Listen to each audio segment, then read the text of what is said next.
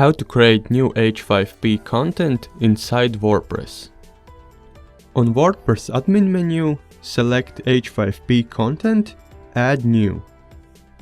To be able to create new H5P content, you need to install content types first. Click on Select Content Type to open H5P Hub.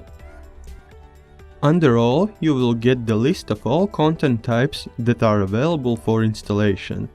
Click Get on any content type to proceed to the Content Type Detail page.